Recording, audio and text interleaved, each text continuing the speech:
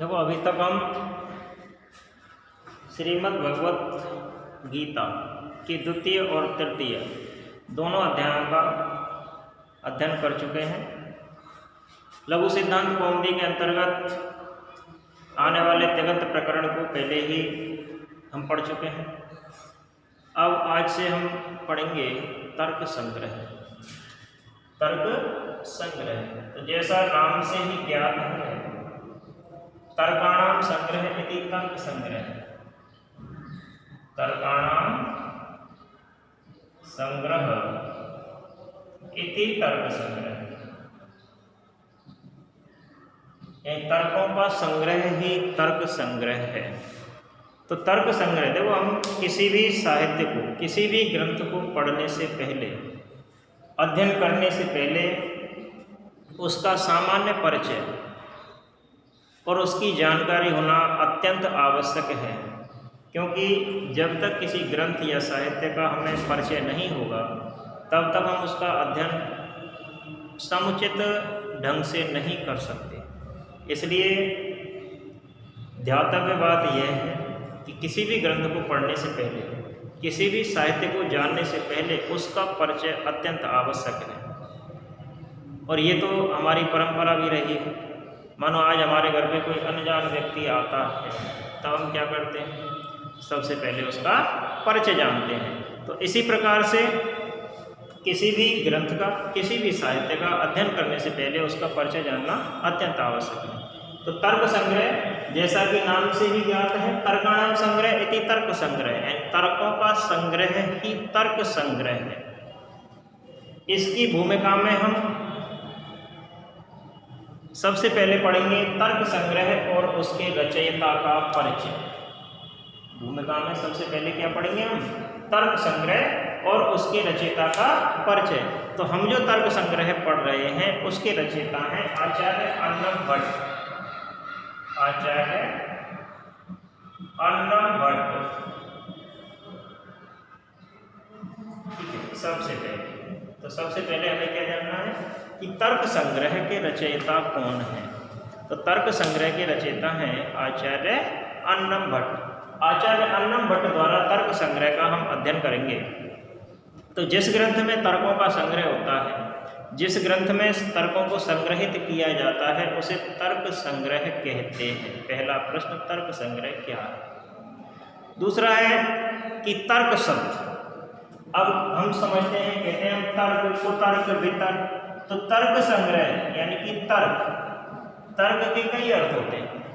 तर्क शब्द के कई अर्थ होते हैं। तो तर्क संग्रह तर्क धातु से बना है। कौन सी धातु से बना है? तर्क धातु से बना है। तर्क संग्रह की उत्पत्ति किस धातु से हुई है? तर्क धातु से। अच प्रत्यय लगने पर। कौन सा प्रत्यय लगने पर? अच प्रत्यय लगने पर। तो अगर आता है कि तर्क की उत्पत्ति कहाँ से हुई, तो तर्क धातु में अच प्रत्यय जोड़ने से तर्क शब्द का निर्माण होता है, तर्क शब्द की उत्पत्ति होती है। तर्क शब्द के अर्थ जैसे कल्पना करना, अनुमान लगाना, युक्ति, वाद विवाद करना, आपस में वार्ताएं करते हैं, वो भी तो क्या होते हैं? तर्क ही होते हैं। वाद विवाद करना, संदेश प्रस्तुत करना, न्यायशास्त्र, आकांक्षा, इच्छा जिसे कहते हैं, कारण, ये सारे तर्क के अर्थ हैं। तो अब आता है कि तर्क शब्द के कौन कौन से अर्थ हैं। तो तर्क संग्रह के कौन कौन से, तर्क के कौन कौन से अर्थ हैं? कल्पना, अनुमान, युक्ति, वाद विवाद, आकांक्षा, इच्छा, न्यायशास्त्र, ये सब क्या है? तर्क शब्द के अर्थ हैं। इनके बारे में जानना, इनके बारे में विस्तार से पढ़ना क्या है? तर्क संग्रह। तर्क विद्या स्त्रीलिंग का शब्द होता है। तर्क शास्त्र में ही क्या आता है? तर्क विद्या आती है। तो तर्क विद्या शब्द स्त्रीलिंग है और तर्क विद्या का अर्थ होता है न्याय शास्त्र। पूछा जा सकता है कि तर्क विद्या, तर्क शास्त्र के अंतर्गत आने वाले तर्क विद्या का हिंदी अर्थ क्या है? तर्क विद्या का वास्तविक अर्थ क्या है? तर्क विद्या न्याय शास्त्र को कहा जाता है। किसको कहा जाता है? न्याय शास्त्र। न्याय शास्त्र को ही हम तर्क विद्या कहते हैं। ठीक है। तर्कशास्त्र नपुंसकलिंग शब्द है, तर्क विद्या स्त्रीलिंग शब्द है और तर्कशास्त्र नपुंसकलिंग शब्द है, जिसका अर्थ क्या होता है? वह शास्त्र जिसके अंतर्गत तर्क के नियमों को प्रस्तुत किया जाए तर्कशास्त्र कहलाता है। तर्कशास्त्र के बाद इस तर्कशास्त्र, तर्क का अर्थ सबसे पहले किसने प्रतिपादित किया? तो तर्कशास्त्र आचार्य गौतम, मुनि गौतम और आचार्य मुनि कणाद, यानी गौतम मुनि और कणाद मुनि कौन है? तर्कशास्त्र के आचार्य हैं। कौन? गौतम मुनि, गौतम मुनि और महर्षि कणाद।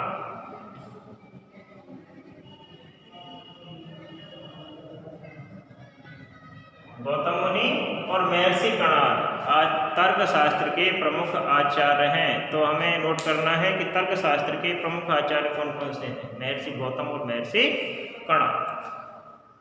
तर्कशास्त्र में महामुनि कणाद, महर्षि कणाद के अनुसार 7 पदार्थों का वर्णन हमें प्राप्त होता है। द्रव्य, गुण, कर्म, द्रव्य, गुण, कर्म, सामान्य, विशेष, समवाय और अभाव। इन 7 पदार्थों का हमें कणाद मुनि के अनुसार वर्णन प्राप्त होता है। तो पूछा जा सकता है कि महर्षि कणाद के अनुसार तर्कशास्त्र के 7 पदार्थ कौन कौन से हैं? तो द्रव्य, गुण, कर्म,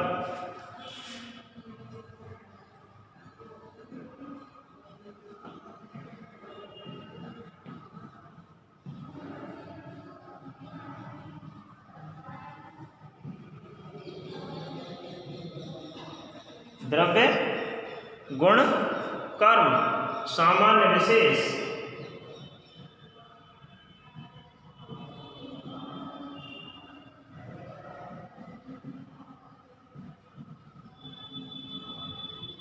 समवाय और अभाव। ये क्या है? तर्कशास्त्र के 7 पदार्थ हैं। अगर आ जाता है कि तर्कशास्त्र के 7 पदार्थों के नाम लिखिए, तो तर्कशास्त्र के 7 पदार्थ हैं द्रव्य, गुण, कर्म, सामान्य, विशेष, समवाय और अभाव। इसके पश्चात संग्रह शब्द, तर्क शब्द हो गया। तर्क शब्द से तर्क विद्या बनती है, तर्कशास्त्र बनता है। ठीक है। तर्क विद्या स्त्रीलिंग का शब्द है और तर्कशास्त्र नपुंसकलिंग का शब्द है। ऐसा ग्रंथ जिसके अंतर्गत क्या होता है? तर्कों का संगठन होता है, तर्कों का जहाँ निरूपण प्राप्त होता है, जहाँ तर्क के नियम और सिद्धांत होते हैं, उसे तर्क कहते हैं। संग्रह शब्द पुल्लिंग का शब्द है। तर्क में संग्रह क्या है? पुल्लिंग शब्द है। कौन सा शब्द है? पुल्लिंग। इसमें सम उपसर्ग और गृह धातु और अपप्रत। अगर पूछा जाता है कि संग्रह शब्द की उत्पत्ति, तो संग्रह शब्द की उत्पत्ति सम उपसर्ग, गृह धातु और अपप्रत्यय से होती है। संग्रह शब्द की उत्पत्ति सम उपसर्ग, गृह धातु और अपप्रत्यय से हुई है। किसकी उत्पत्ति? संग्रह शब्द की उत्पत्ति। तो संग्रह का मूल अर्थ क्या होता है? ग्रहण करना या पकड़ना। ग्रहण करना या पकड़ना, इसके मूल अर्थ हैं। किसके? संग्रह के। ऐसे ही लघुतरात्मक प्रश्न पूछे जाते हैं। ठीक है। कि संग्रह शब्द का मूल अर्थ क्या है? ग्रहण करना अथवा पकड़ना। ग्रहण करना या पकड़ना, किसका अर्थ है? संग्रह शब्द का। संग्रह शब्द की उत्पत्ति क्या है? सम उपसर्ग, गृह धातु और अपप्रत्यय। ठीक है। अब पहुंचा पकड़ना, स्वागत करना, संरक्षण करना, अनुग्रह करना, समर्थन करना आदि आदि इसके बहुत सारे सब अर्थ होते हैं। जैसे तर्क, ठीक है। इसके पश्चात है जैसे हम पढ़ेंगे कि राशि, समागम, संयोग, लौटाना, प्रक्षिप्त, अस्त्र लौटाना, ये भी सब किसके अंतर्गत आते हैं?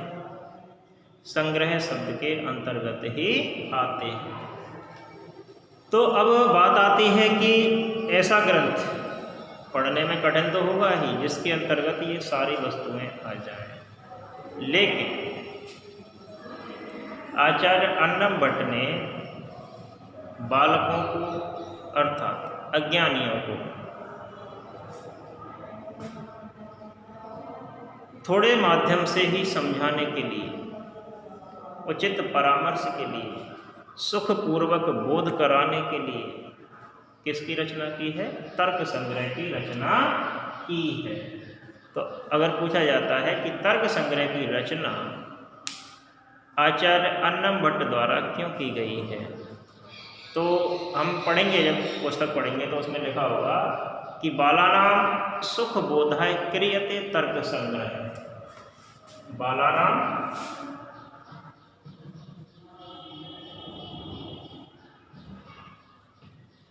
सुख बोधाय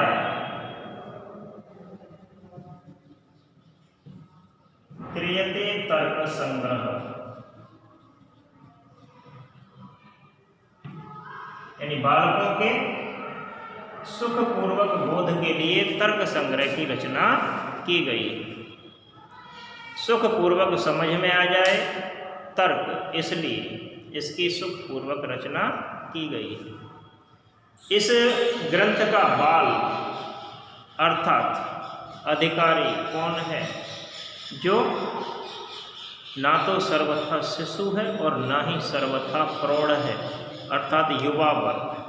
यहाँ जो बाला नाम दे रखा है, बाला नाम सुखबोधाय क्रियते तर्क संग्रह है, तो बिल्कुल शिशु यानी कि छोटा शिशु, छोटा बच्चा भी नहीं है इसका पात्र, और प्रौढ़ भी नहीं है इसका पात्र। इसका जो पात्र है वो वास्तव में युवा है, किशोर है। तो बालकों के सुख बोध के लिए तर्क संग्रह की रचना की गई है। आगे बात करते हैं हम दर्शन और जीवन में उसका महत्व। तो दर्शन का जीवन में महत्व क्या है, इसके लिए हम पढ़ेंगे दर्शन और जीवन में उसका महत्व क्या है। तो देखो दर्शन शब्द दृश्य धातु से बनता है। किस धातु से बनता है? दृश्य धातु से। और देखो हमें ध्यान ये भी रखना है कि आचार्य जो अन्नम भट्ट थे कर्नाटक देश के रहने वाले थे। आचार्य अन्नम भट्ट कहाँ के रहने वाले थे? कर्नाटक।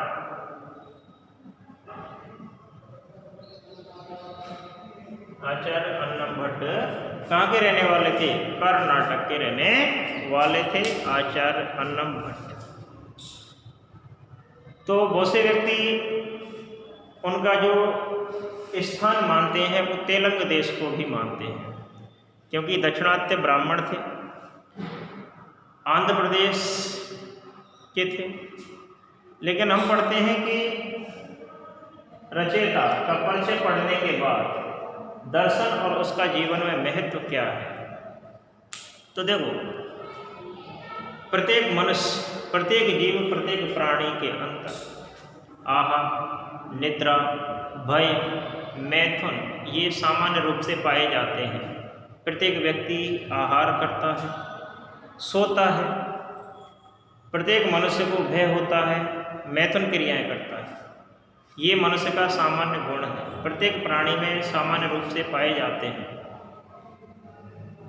पशु का जीवन लेकिन निरुद्देश्य होता है, प्राणी का जो जीवन है, मनुष्य का जीवन है, वो उद्देश्य पूर्ण होता है।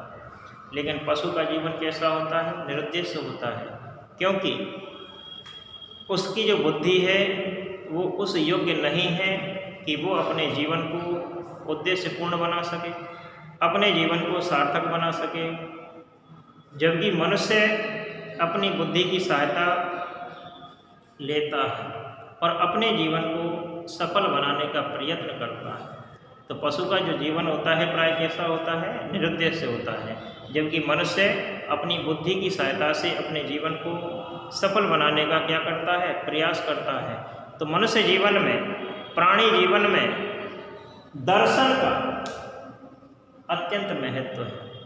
प्राणी जीवन में दर्शन का अत्यंत महत्व है, अभूतपूर्व महत्व है, क्योंकि दर्शन के बिना मनुष्य का जीवन ही कैसा है, अनसुलझी हुई गुत्थी के समान है। मनुष्य जीवन को सुलझाने के लिए, मनुष्य जीवन को उद्देश्य पूर्ण बनाने के लिए, मनुष्य जीवन को उद्देश्य युक्त बनाने के लिए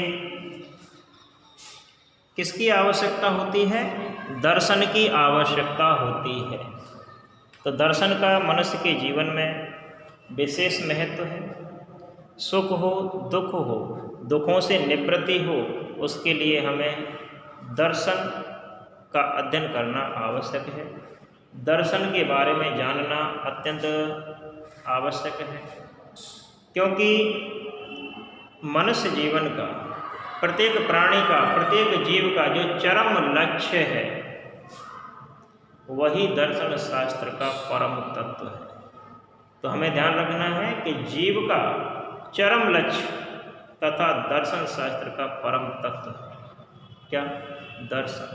क्योंकि जीव दर्शन की प्राप्ति से, दर्शन के ज्ञान से, जन्म और मृत्यु के बंधन से, जन्म और मृत्यु रूपी पाश से मुक्त हो जाता है। क्योंकि हम जानते हैं कि सुख सभी को अच्छे लगते हैं, लेकिन दुख किसी को प्रिय नहीं होता है।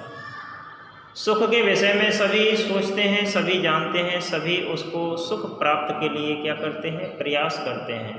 दुखों की ओर कोई गमन करना नहीं चाहता, दुखों की ओर कोई जाना नहीं चाहता।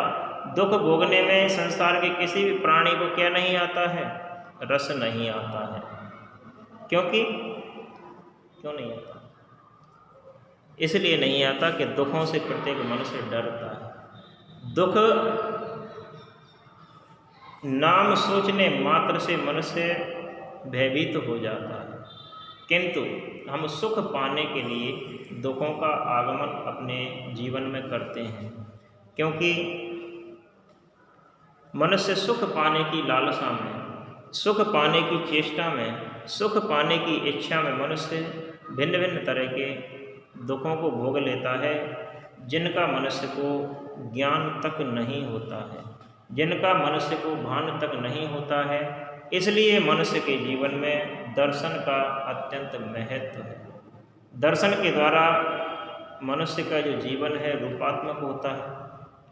उसके अंतःस्थल में एक रूपता आती है। यह दर्शन की देन है, दर्शन शास्त्र की अपूर्व देन है, स्थिरता। ब्रह्म कोई अलभ्य, अलौकिक, अद्भुत पदार्थ नहीं है। प्रत्येक प्राणी के अंदर, प्रत्येक प्राणी के भीतर ब्रह्म होता है, लेकिन उसका ज्ञान मनुष्य को दर्शन से ही प्राप्त हो सकता है। अपने अंदर विद्यमान ब्रह्म का ज्ञान मनुष्य दर्शन से ही कर पाता है। दर्शन के अभाव में मनुष्य को ब्रह्म का ज्ञान नहीं हो सकता है। बात करते हैं न्यायिक वैशेषिक का दृष्टिकोण क्या है। न्याय वैशेषिक का दृष्टिकोण क्या है? तो देखो, चार्वाक दर्शन है, उसमें स्थूल शरीर, हमारा जो इतना विस्तृत शरीर है, विशाल शरीर है, उसको लेकर जो सूक्ष्म शरीर है, सूक्ष्म का जो रास्ता है, उसकी ओर अग्रसर हमारी इंद्रियां, प्राण और मन ही पहुंच सकते हैं। स्थूल शरीर को चलाने वाले कौन होते हैं? हमने भगवद गीता में भी पढ़ा, श्रीमद् भगवद गीता में भी पढ़ा कि इंद्रियां, प्राण और मन ही सूक्ष्म शरीर मनुष्य के सूक्ष्म की तरफ अग्रसर होते हैं। यही दर्शन की सीमा है। क्योंकि स्थूल और भौतिक स्वरूप को छोड़कर तत्वों के सूक्ष्म स्वरूप का विचार करना, ये सब चार्वाक दर्शन में ही मिल सकता है। सूक्ष्म स्वरूप का विचार और स्थूल शरीर को छोड़कर भौतिक स्वरूप का, किसका? स्थूल स्वरूप को छोड़कर, स्थूल भौतिक स्वरूप को छोड़कर तत्वों के सूक्ष्म शरीर का जो विचार है वो चार्वाक दर्शन में नहीं मिल सकता। क्योंकि ज्ञान का जो क्रमबद्ध विकास हुआ है, ज्ञान का जो क्रमिक विकास हुआ है, वह मनुष्य को चार्वाक के सिद्धांत से संतोष नहीं दिला पाता है। इसलिए हमें न्याय वैशेषिक सिद्धांतों पर चलना चाहिए। तो सत स्वरूप को सर्वप्रथम प्रतिपादित जो किया गया वो किसमें किया गया? नैयामिक और वैशेषिक। सर्वप्रथम सत्य का जो विचार है वो किसके अंतर्गत मिलता है? वैशेषिक के अंतर्गत। कहने का तात्पर्य है कि द्रव्य गुणों और कर्मों का क्या होता है? आश्रय होता है, उनसे भिन्न होता है। पृथ्वी पर 5 द्रव्य और परमाणुओं से प्रत्येक स्थूल शरीर का निर्माण होता है। जल, पृथ्वी, वायु, आकाश और अग्नि, ये 5 क्या हैं? ये 5 मूल तत्व हैं। इन 5 तत्वों से मिलकर ही प्रत्येक प्राणी की उत्पत्ति होती है। पृथ्वी, जल, वायु, आकाश और अग्नि, इन सब को समझना, इन सब के बारे में जानना ही क्या है? न्याय वैशेषिक का सिद्धांत है। क्योंकि गुण केवल द्रव्यों में पाया जाता है और द्रव्य के 24 वेद होते हैं, कर्म गत्यात्मक होता है, तो इस प्रकार से इनके विभाजन किए जा सकते हैं। अगला है कि तर्क संग्रह की जो विषय वस्तु है वो कहाँ से हमें प्राप्त हुई है? तर्क संग्रह की विषय वस्तु किस प्रकार से मिलती है? तो तर्क संग्रह की विषय वस्तु, तर्क संग्रह की विषय वस्तु में हमें क्या पढ़ना है? किसी भी ग्रंथ को पढ़ने से पहले हमें क्या चाहिए? उस ग्रंथ की विषय वस्तु के बारे में ज्ञान होना चाहिए। कर्म के बिना हम, जैसा श्रीमद् भगवद गीता में पढ़कर आए हैं, अभी क्या पढ़कर आए हैं कि प्रत्येक प्राणी, संसार का प्रत्येक जीव कैसा है? प्रत्येक जीव, प्रत्येक प्राणी का जो शरीर है वो कैसा है? मरण धर्म है। जो मनुष्य जन्म लेता है वो निश्चित रूप से मरता है, लेकिन आत्मा का जो स्वरूप है वो कैसा है? अजर अमर है, अनादि है। कर्म के बिना मनुष्य क्षण भर भी जीवित नहीं रह सकता। कर्म किए बिना मनुष्य कभी भी बैठा नहीं रह सकता। कर्म करने वाले को कायिक कहते हैं। कर्म करने वाले को कायिक, वाचिक, मानसिक,